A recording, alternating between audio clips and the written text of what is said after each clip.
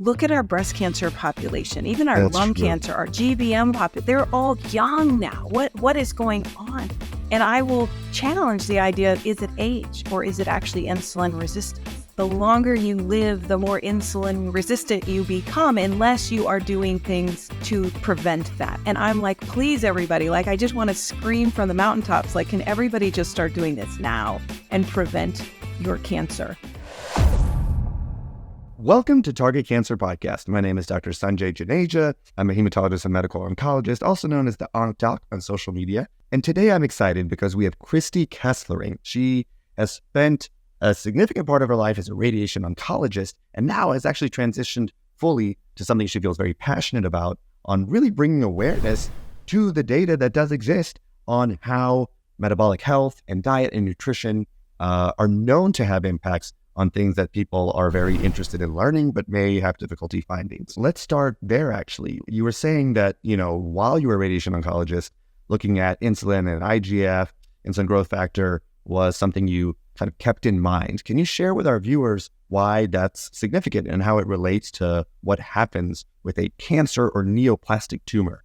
So when we have studied, right, so the Dr. Seyfrieds of the world who are doing the research in, on animals or in the labs, what we have learned is that cancer cells upregulate the number of insulin and IGF-1 receptors they have on their surface, the insulin, and they upregulate their glucose transporters. They become very greedy for sugar because as Dr. Seyfried pointed out, cancer is truly a mitochondrial disease, right? So as our mitochondria, these little powerhouse, energy makers in our cells, become destroyed by many different things, diet being one of them, the cells become more and more dependent on glucose for fuel. And so in order to get that fuel that they need, they upregulate their glucose transporters, and then insulin, which tells the cells, hey, open up the door, glucose is present. And then insulin and IGF-1 telling the cancer cell, hey, the fuel is right. We've got all these extra carbon molecules, like, let's go ahead and divide and grow. And we know this from many, many different types of cancer, that if you take those cells and you stain them for these receptors, they almost invariably have elevated levels in comparison to the normal cells. But So how do we leverage that, right, to our advantage? Well, we know that we can all live in a ketogenic state, or a very low carbohydrate, low glucose state. We don't have to bring any glucose in by mouth.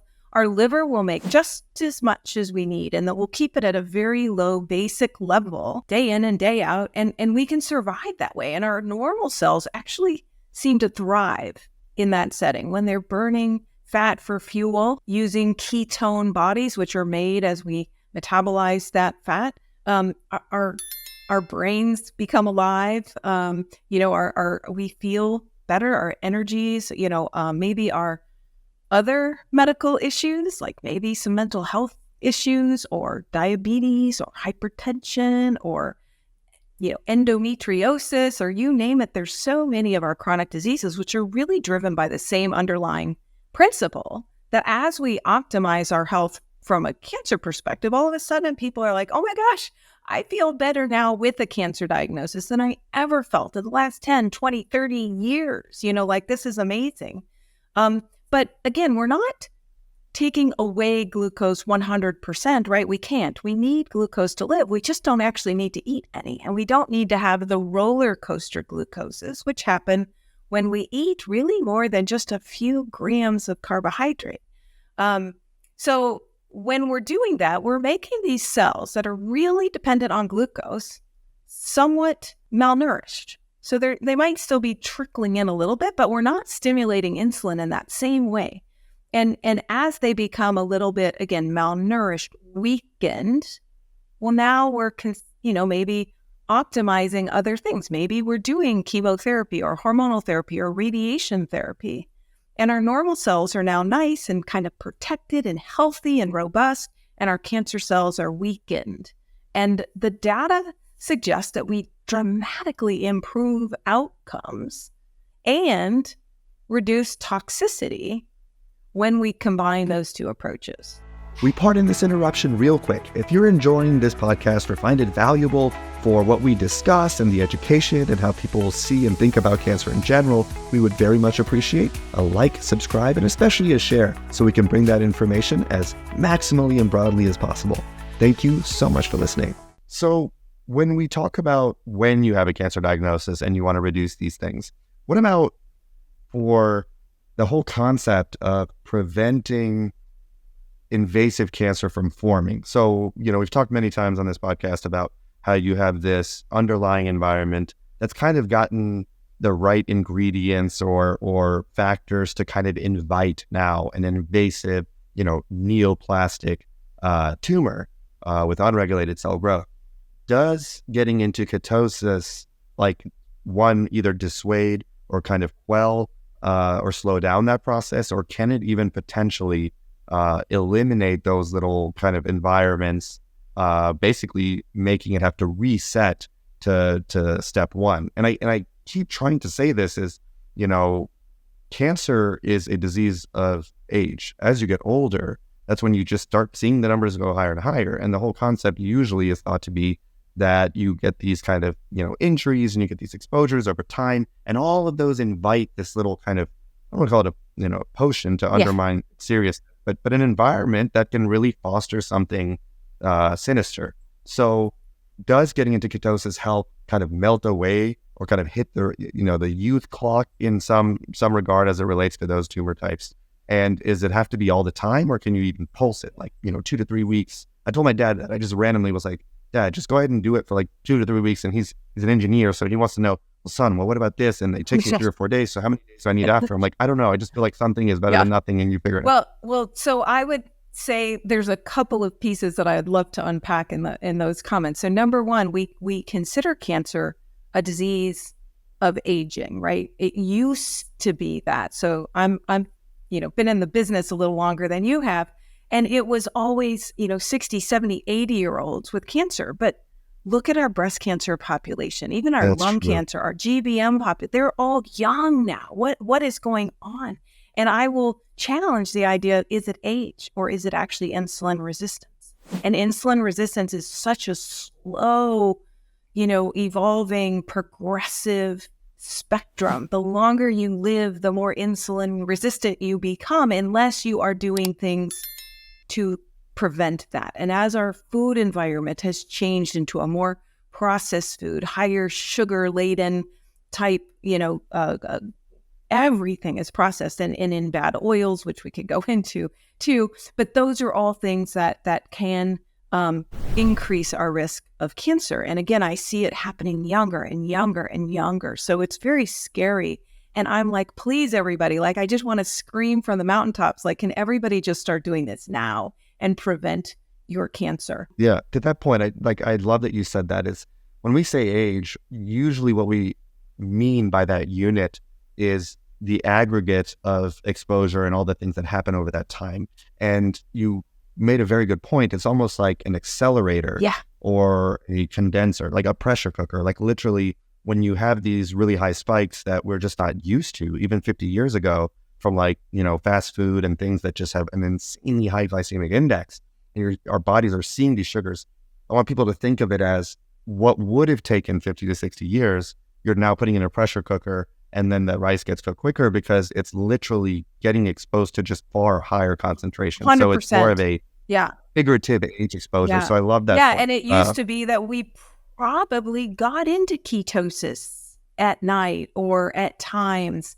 And now I tell you, people have fasting insulins that are quite high, meaning that they are elevated 24/7. It never turns off.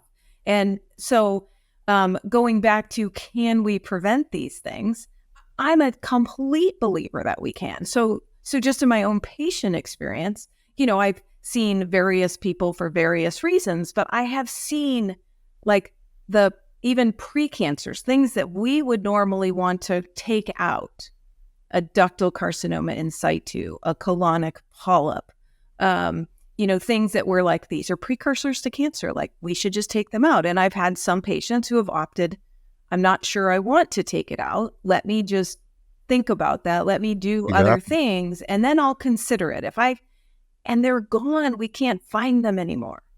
I have seen people who even had very advanced, stage 4 breast cancers or fungating lesions, like skin lesions that have come through the skin surface, where already before they have embarked on their conventional therapy, because they found me early, we started a process. And while they were still getting either evaluated, staged, approved for whatever therapy, they're already seeing reduction in size.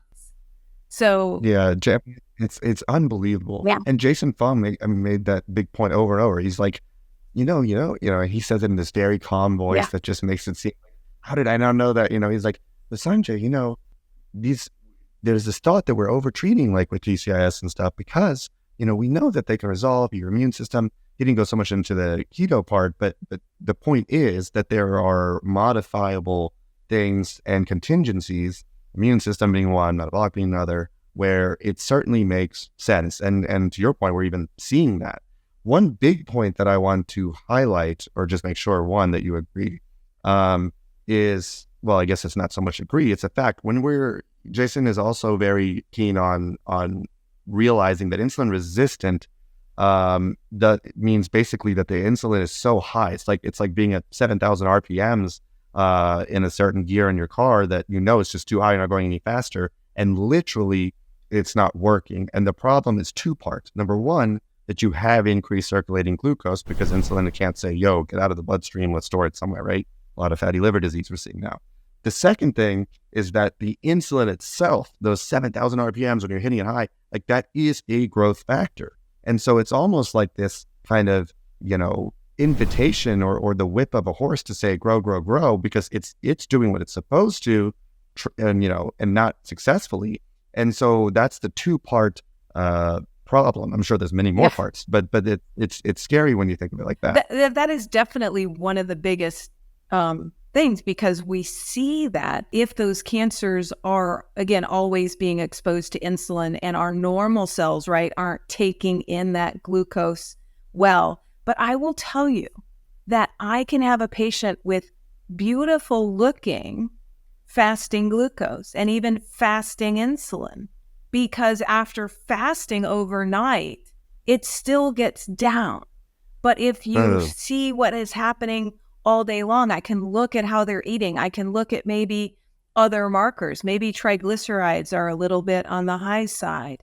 And when I say normal, I'm, I have very much higher standards than our conventional docs. So, I want triglycerides less than 70, not less than 150. I want glucose, less than 85.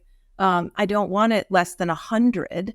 So, you can start to see evidence. Maybe we see a hemoglobin A1C that's elevated. Like, okay, well, you must be having big surges after your meals, right? So you might have insulin up all day long, and after you fast for 10 hours or 12 hours or 14 hours, it looks good. But we might see other, so I look at metabolism not just from a glucose or just from an insulin, or I'm looking at insulin and IGF-1 and sometimes people are lowering glucose and insulin because they are starving themselves in ways that I wouldn't recommend. They might be doing, more severe calorie restriction, or maybe they're eating a vegan diet, which is actually high glycemic, but very low calorie. And we start to see problems.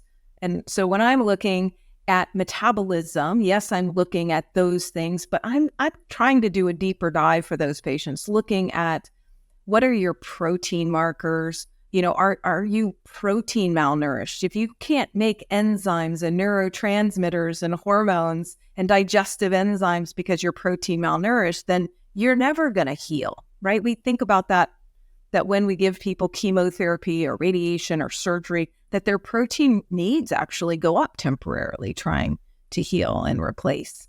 And the same thing goes for fat. I can see evidence of fat malnourishment. Low cortisol's down in the tank because they're not providing enough fat. And if we think about every cell wall is made up of fat, and our hormones are made of fat, and our, brain is all fat. There's so many things that go into when we're talking about diet. Like there's so many pieces to the puzzle. Yeah. What about theoretically, can you give exogenous, meaning like you're like injecting yourself with insulin, usually again, because it's necessary. But what if you did it in an empiric way, meaning you didn't wait till you were at 7,000 RPMs. Like you were okay, right? Like you're doing okay, but you can't get to your goal for whatever reason. Is it conceivable to have like an isomer of insulin that's not necessarily the growth factor, right? So it doesn't like necessarily stimulate the growth of things, but still functions to bring, quote unquote, the glucose down a little bit. So you have less circulating glucose and you're trading the insulin exogenously to be able to do so and hopefully not, citing the growth factor. Of course, there's an easier way and safer way to do this. But in the era of having these, we had the managing director of Google for applied AI, and they're looking at all these devices that just basically will show you in real time, second to second, minute to minute, all of these markers for metabolic health, that when that technology is there, you can actually very dynamically, follow these things. Is that theoretically something that's possible? I think that sounds absolutely terrible, to be honest. and the reason for that is the diabetes industry has been trying to come up with things, right? We know that diabetics who use insulin will have far worse cancer outcomes, cancer recurrences, incidence of cancers than diabetics on metformin. Metformin blocks carbohydrate intake or absorption, which effectively helps to lower insulin, but not to the degree that just restricting carbohydrates would have. So are we going to end up, the Pandora's box? We always try to do this little shortcut. You can keep eating your donuts, but take this medicine. Right. What we're really doing when we're telling somebody to stop eating these carbohydrates, these processed foods, these overly sweetened, even, our foods, even the real foods, fruit has been, created more sweet. Starch is more starchy. Everything is more carbohydrate laden, whether it's real food or non-real food. But guess what comes when we eat meat? You get all this robust micronutrients. You get B vitamins. If you're eating the fat, now you're getting fat-soluble vitamins. If we get back to, let's just eat a nutrient-devoid diet and try to manage the sugar piece, we're still becoming more nutrient deficient. No, 1,000%. And that's the answer I expected. So similarly, I expect a similar answer. What about these? So to this concept of maybe having a X duration of ketosis. So like you're in ketosis and a lot of circulating glucose. I heard that there are these basically formulations you can take that force you into a ketosis for 4 to 6 hours. I'm curious, number one, is that real? And number two, what if I just took it 4 to 6 hours for 5 days? Am I in ketosis by exogenous ketones, I believe, is what you're talking about. So either MCT oil, which you can process in your liver, and which is a medium chain triglyceride. It's processed differently than our long triglycerides. So again, if this is a metabolic disease, a mitochondrial dysfunction, making ketones is a sign that you are improving your mitochondrial health. That's where, the mitochondria make the ketones. So yes, in the setting of maybe having, a lot of damaged, non-functioning mitochondria, there might be a reason to bridge somebody with fuel, meaning you've just taken away the only source of fuel that they function on, glucose. Right. And now they can't actually make ketones very well yet on their own. Sometimes that might provide some temporary benefit. There is a lot of research being done to say, are ketone bodies in and of themselves beneficial for cancer? But I come back to the root cause. What's driving it? Are we just trying to put another Band-Aid on the problem? And I've seen people who do use exogenous ketones and or MCT oil, and they'll say, oh yeah, my ketones are awesome. But their Yeah, that's sugar's still silly. 123. I just want anyone listening to understand when you're in ketosis, it's not yes, there seems to be some effect of the ketosis, like you had mentioned, on brain health and immunity and all this stuff. Yes, that's all factual. But the ketosis occurs due to the lack of like supplied fuel from glucose. So that's different. That's a different conversation than taking ketones in addition to just having your regular glucose and insulin levels you always do. I will. But I heard there was where you can get forced. There's nothing you can take to force yourself into a ketotic state, correct? It just means you have circulating ketones in Well, addition there to is, glucose. a diabetes medicine that's out there right now. And what does it do? It makes you urinate out your glucose. So they don't tell you to eat differently, but you urinate out your glucose, which can put you into a ketogenic state. But guess what? When you flood your kidneys and your bladder and your urethra with sugar, higher rates of cancer in the GU tract and fungal, in issues in the genitalia. So not really back to, we have to, I know that we think we're so smart and that we can outsmart Mother Nature and we can do it with drugs and hacks. But I'm going to tell you right now, that's not where it is. You have to do the work if you want to heal. No, 100%. And the reason I like to think of it that way, one, it helps people understand because, that's the whole purpose of my social media is like you hear these things and people are just spend hundreds and thousands of dollars. I mean, totals in billions, obviously, because of the herbals and supplements and everything else. But these are the conversations when you hear the hack and then you hear the problematic part of it. Yeah. I think hopefully can help, foster that understanding of, oh, this is why it's not so linear or binary, 1-to-1, ratio. So we talked about ketosis. We talked about the, on how it basically gives a source of, or puts you with a fuel that your cells can tolerate well, but a lot of cancers that, often have mitochondrial injury because it's defunct, to some degree, it cannot.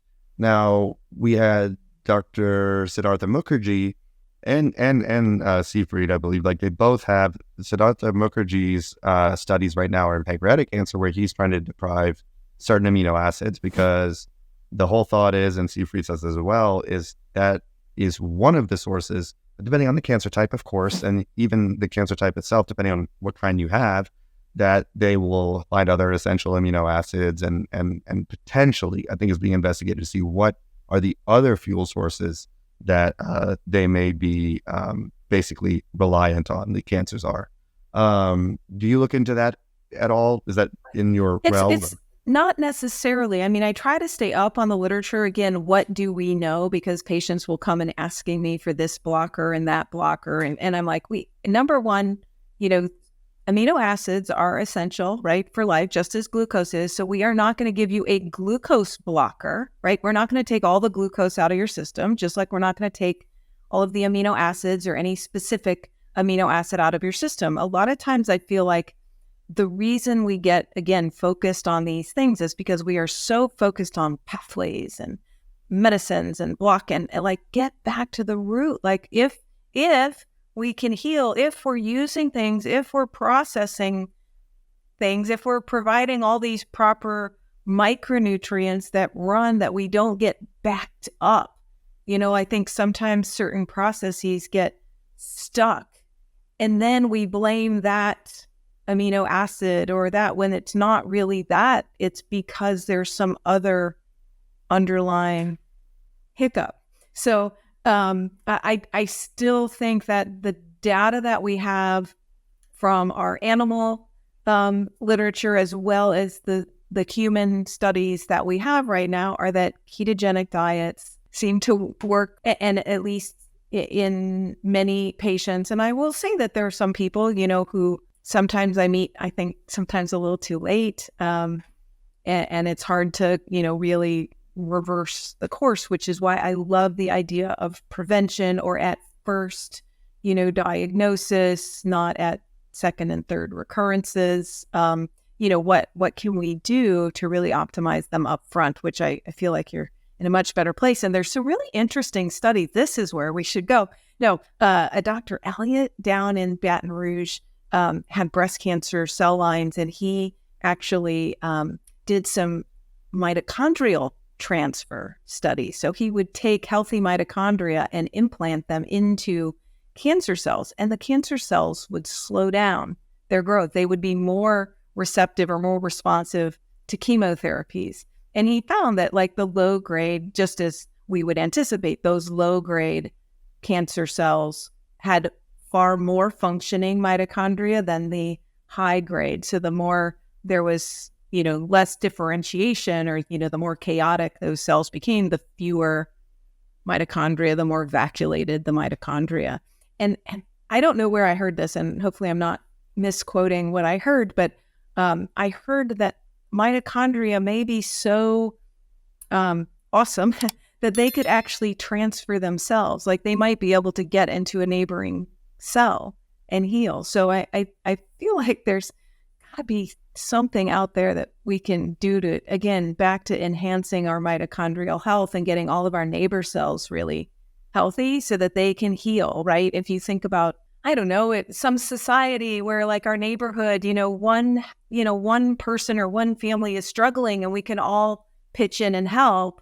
Whereas if the whole neighborhood is gone, like who's coming in to help us? Yeah. I mean, I think we touched on that actually with Michael Levin. So we basically talked about an area of science I never even knew as a medical oncologist, which is the whole bioelectric relationship. So he believes and said, what happens is, a cancer environment is basically just a reset. It's disengaged with the community aspect of the surrounding cells. And so it's just doing what it inherently knows, which is doing everything it can to survive.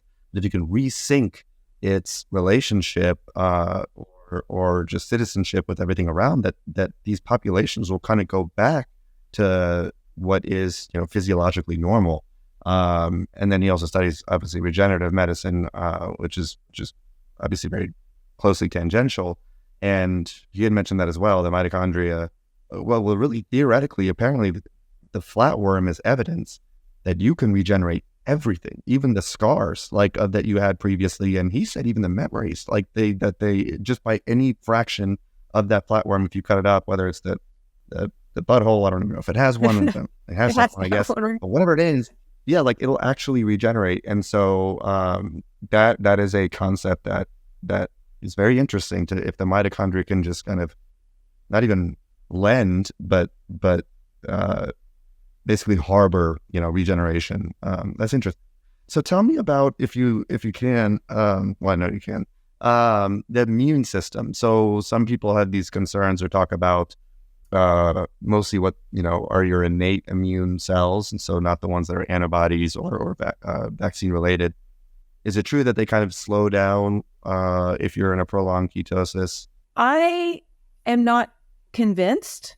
I think that there's a lot of us. I mean, I've been following a very low carb diet for almost 23 years. And I used to do some periodization, not because I knew anything, but because it was always fun to kind of go off plan when you were on vacation or at a barbecue or something, and then you'd get back on plan.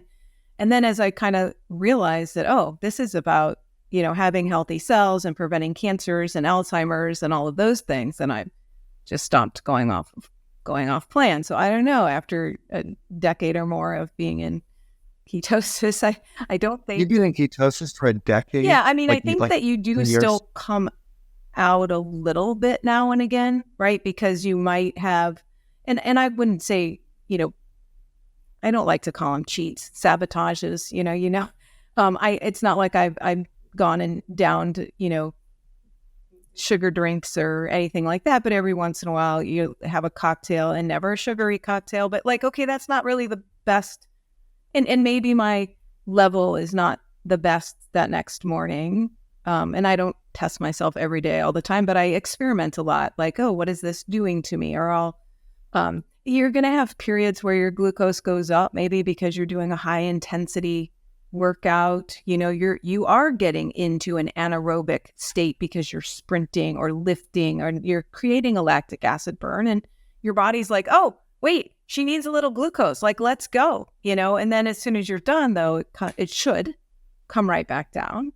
But yeah, so that's how I live. That's how my husband lives. That's how, so I feel like that's, it's easier when you have slowly grow your circle that eat similarly. Yeah. It's like how a lot of people, there's a lot of jokes on social media about like that friend that like has a gluten quote unquote allergy or sensitivity, and kind of, how the whole, eating pattern has to be modified. But those obviously true gluten issues, especially celiac, are a very real thing, and people can be profoundly unwell before realizing that they just they think if they had been following a ketogenic diet, they would have never had an issue.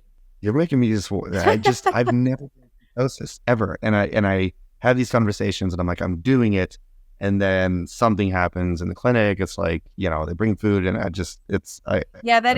is a big problem. But I will say that is one of my claim to fames, not getting rid of. But we ended up with a hospital policy of not bringing in food typically from. But when, as you might notice in a lot of cancer centers, chemotherapy areas, there's a lot of less than optimal food around, crackers and cookies and, you name it, juices. And I like to say that I was responsible for getting that removed. At the chagrin of some of my colleagues who are like, oh, but when I was hungry, I could go run to the chemo area and grab something, and I'm like, no, you shouldn't be eating it. And if you're hungry and you need to grab it, you should be following a low carbohydrate diet, because you should be able to always go without a snack. You don't ever need to have a snack. It's sad because I will have patients who are enlightened. Sugar is bad. Processed foods are bad. These things are not good for us. And yet this is what they are pushing. And when you ask, what can I do? Oh, diet doesn't matter. Like, really? Like, come on. So why do you think the data, and if you want to quote some of the bigger sources you refer your patients or listeners to, why do you think it's not in NCCN or, why isn't it in the American Diabetes Association recommendations or the heart disease? I mean, I think that there are powerful entities, number one, but I think number two, from diet trials in cancer, they're all small. Who's going to pay for a diet trial? Right now, pharmaceutical the companies pay for our chemo and immunotherapies and hormonal therapy. They pay for all of those randomized trials. There's very few that are, paid for by our government. And even then, It is like, if you want to do this, you don't get the grant, right? If you're going to counter somebody or something, or in reality, what if we say, oh, if we do a ketogenic diet, we can do, and I'm just making this up, we can do 25% of the dose of chemotherapy, or we can do 1 cycle instead of 4 cycles, or we could do half of the radiation treatments, or we could, maybe we don't need them at all. Tell me which company is going to pay to have us use their stuff less, right? And and it was a big struggle, right? Think about when Oncotype DX came out or Mammaprints came out for breast cancer. Like, all of a sudden we're going to tell how many 75% of women that they don't actually need chemotherapy or whatever the number was. And it was, but then the company that was doing the test was the one who was paying for that, because they were so confident that their test would show that they would end up getting the revenue downstream, right? Because then everybody would pay for their test for every single breast cancer patient with receptor positive disease. And the same, so we get back to diet. And thank God, we have some small institutions that are willing to pay for it, that, Ohio State is, and Jeff Volek and that oncology team is running one for stage 4 breast cancers right now. And, but the problem is I do feel like a lot of my colleagues I felt like there was decent enough, if you're an early adopter, which I always was, I feel like the data is very clear. Like it always confirms that, it seems. But, well, it wasn't 20,000 patients. And it's a lot easier to control an injection, a pill, a radiation treatment. It is very hard to have a patient eat in a certain way 24/7, 7 days a week, for months or years. And I will say, but there's a way to know, right? Why can't we test ketones? Why can't we say, okay, what are your strips or what are your finger pricks or what are your breath meters? Like, let's test, because what has been shown is that ketones, making ketones, correlate with lowering insulin. And it's really about lowering insulin, lowering IGF-1. And of course, the patients that want the easy thing, isn't there a drug that'll block insulin receptors, right? But no, then we'll die. Just like we can't block glucose. We need it. We just want it at like the bare minimum. So, but I will tell you that many people think it's going to be hard, think it's going to interfere with life. And some continue to complain because I think maybe there's such an addiction to those foods. But those who were already eating kind of a clean diet just didn't know quite what to do and how to. They're like, this is, way easier than I thought it was going to be. That. Interesting. And I respect you for a lot for saying what I think I've alluded to without being so direct about, when I first saw comments on my social medias about, well, he's an oncologist, don't trust him, it's all about money, it's pharma, it's industry, they purposely keep it, those used to be hurtful because I was like freshly out of fellowship and I spent 15 years and hundreds of thousands to learn it. And then, then you get wiser and I'm like, it's actually more ignorant to think that business economics and profit stuff don't apply to an industry that's clearly like for profit. And it just is what it is. It doesn't mean the whole thing's corrupt either. It's an industry like anything else. So, and unfortunately in this case, it's not like your sell is, to people like everyone should get 10,000. It's like, this is a diet modification, a lifestyle diet modification that is, relatively costless unless you need guidance, which even I do because it's challenging. So I respect that a lot. Can you tell me briefly, if at all relevant, on it's popularized a little bit about growth hormone now on social media, things trend, right? And they're talking about growth hormone and that's why you should like build up your muscle mass. And what is there a direct either concern or relationship with growth hormone related to, glucose regulation and insulin? I get a lot of people that work out or my patients even say, well, I'm not on test, but like, is growth hormone a problem, et cetera? Maybe I don't know exactly the context of what's being discussed. I will say that we definitely want lean mass. We want muscle mass. We know that muscle composition, the better your muscle composition, density, volume, et cetera, the better your cancer outcomes, better your health outcomes. But we also aren't going to tell people to, bulk up on steroids to do those, right? That's going to raise sugar and insulin. So we need to kind of think about how do we do this in the most natural way? We've got to stop thinking that there's a hack. So let's do some resistance training. Let's do some HIIT exercise.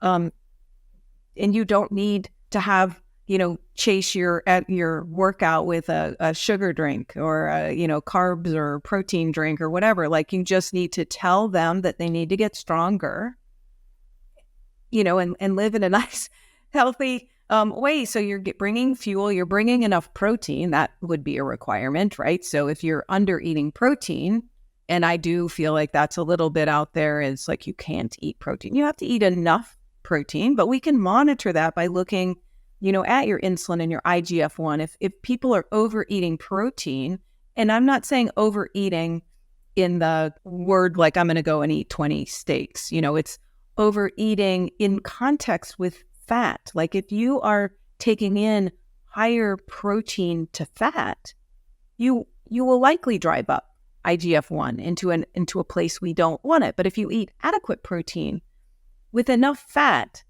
then we're not getting that same drive, that same increase. But we can still grow lean mass. There's plenty of people out there in a ketogenic communities that are putting on lean mass. It's about, are you giving enough building blocks? Are there the Legos in your kit that you can put them together? So do you have enough protein? And did you tell your muscles that they actually do need to get stronger? So, right, we got to use them in the proper way. But I would say that any growth hormone, in my opinion, that you are taking exogenously is causing you cancer ills.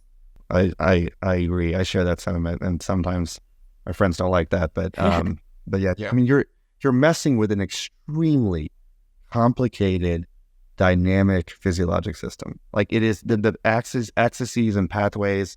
They work 24/7 in so many different organs and areas of your body, and then you just throw something in. Like it's like the audacity. You almost feel like the audacity, the brazenness of the humans to like just think that you could just throw something in and that it's, so either one dimensional or just, it's wild. I mean, even like, I'm pretty opinionated on Lasix. There's certainly times to use it, but just to say like, oh, you got swelling in the legs and like, you're messing with the renal system and such a delicate, way. But do you want to know what the first thing that happens when people go on a ketogenic diet? You lose water weight. It's a diuretic. That's the first thing. So you see people with very edematous legs, or I've got a number of people with ascites, and all of a sudden the ascites, it doesn't just disappear, but it doesn't accumulate to the same degree as we're optimizing their protein. We're slowing down, building up albumin, but also it's a little bit of a gentle diuretic. Yeah, 100%.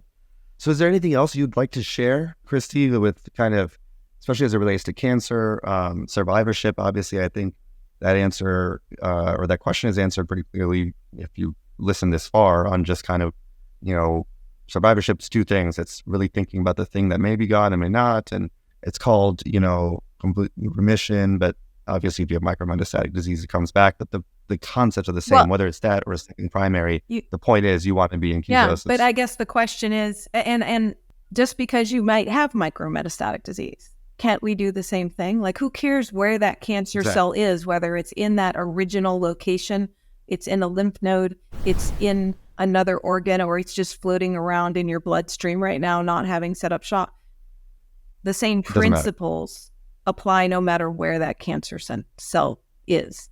And again, I want to see us as a conventional world going more and more. We talk about personalized cancer therapies, but what is it? Let's check the genetics of the cancer and then plug a pathway, as opposed to let's look for circulating tumor cells. And if you don't have any, maybe you don't need systemic therapy.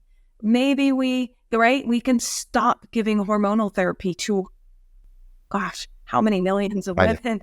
Do they really need it? I want to know who needs it and who doesn't. If you look at a lot of the breast cancer recurrence metastatic literature, they are higher insulin, higher metabolic syndrome. They are metabolic dysfunction. And yet we give medications, we give chemotherapies, we give hormonal therapies that make patients insulin resistant, or we're putting them through early menopause, which menopause is, why do people gain 10 or 20 pounds as they go through menopause? They become more insulin resistant. So we have to continue to get back to how can we help these patients improve? And I wish that we could come up with a lab panel, that our conventional docs can do it. And then we get our dietitians on board saying, here's the issues. And maybe depending, and this is where I don't know, I would love to do,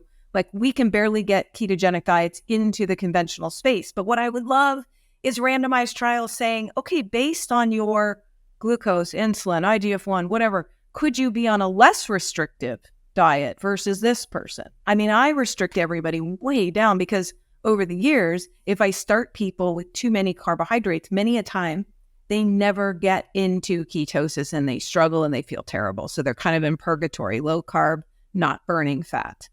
And so I'm like, everybody just all the way down, then we can figure out how can we relax it with time, if that's what you want to do. Interesting. Yeah, I didn't even think about that with with the fact that obviously menopause, I mean, I guess I knew that, the menopause and any kind of hormone therapies or anti-hormone therapies for that matter, are accelerating, what the data does show to be problematic, which is Jason always says, Jason Fung, we have a hyperinsulinemia problem. It's like more than anything else.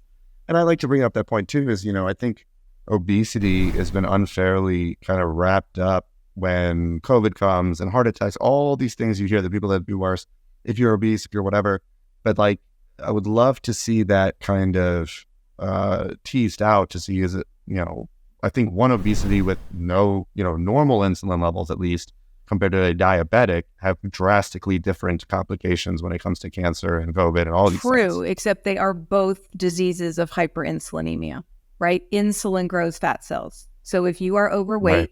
you have too much insulin in your system. So you said insulin drives, say that. Right, because insulin is telling these fat cells, like, take in the fat, take in the fat, take in the fat. So we are getting bigger because insulin, right, is Right. storing fuel away Well, for later.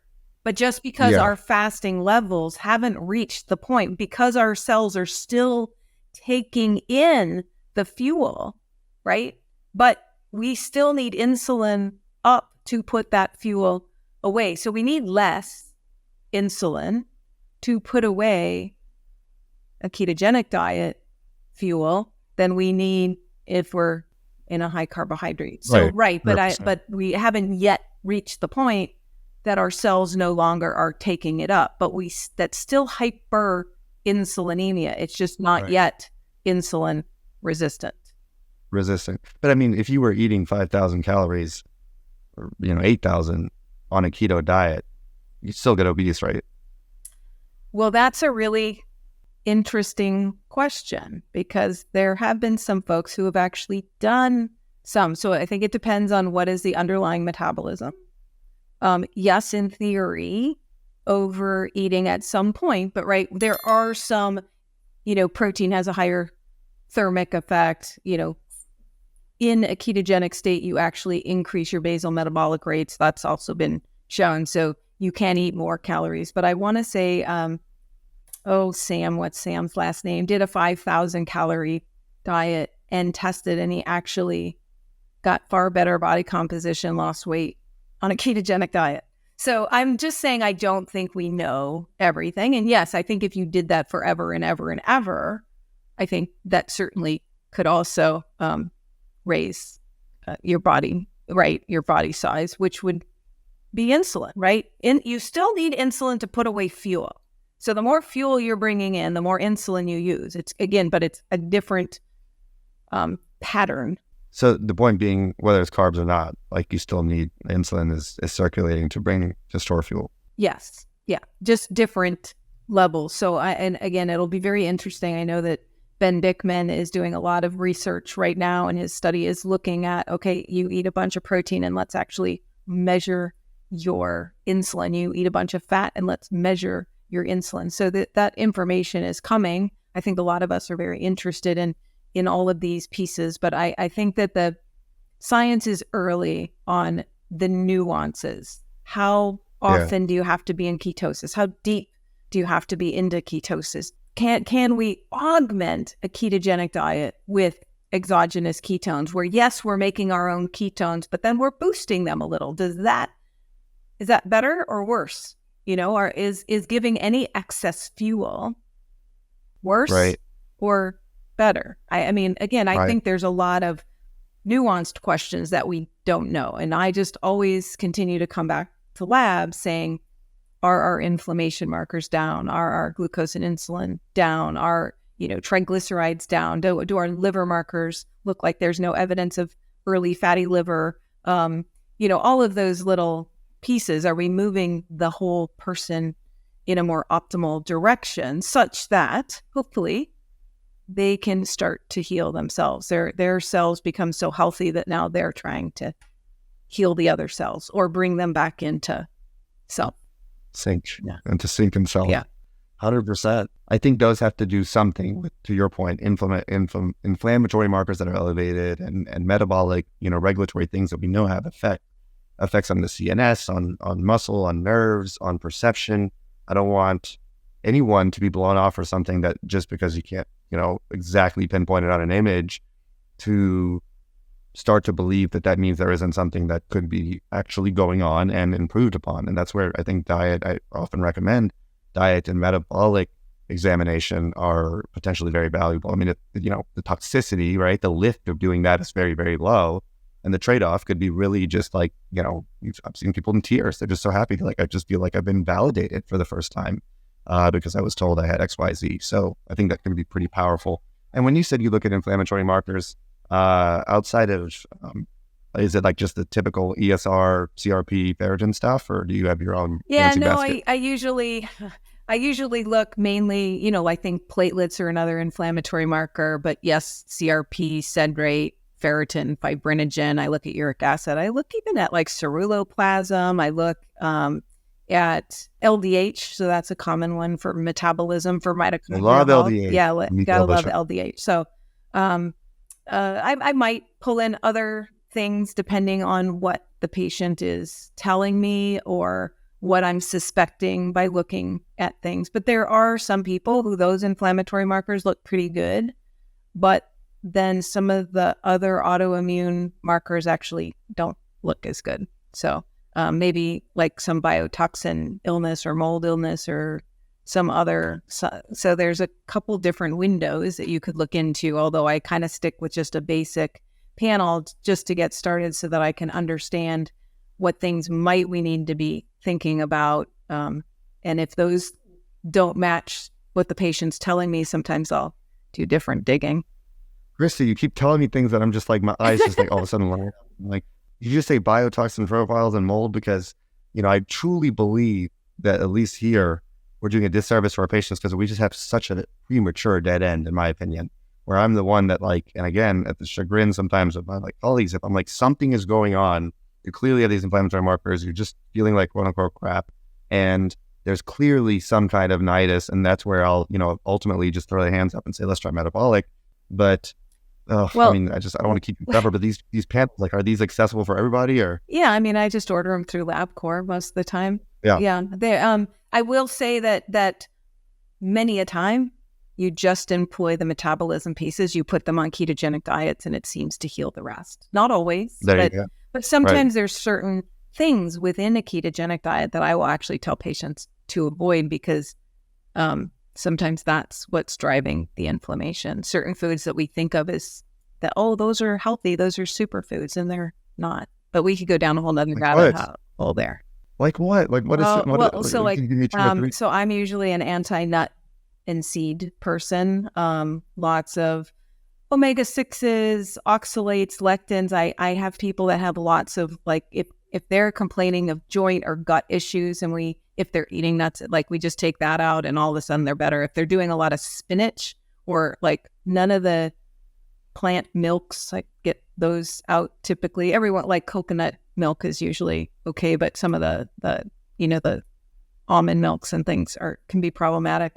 But yeah, so I'll start to look at their oxalate load. I'll look at and in the cancer world too, lots of people are doing high dose vitamin C, which is also an oxalate, or they're doing turmeric and some other supplements that are also high oxalate. And then we don't know why their gut is so, irritated or joints or fibromyalgia.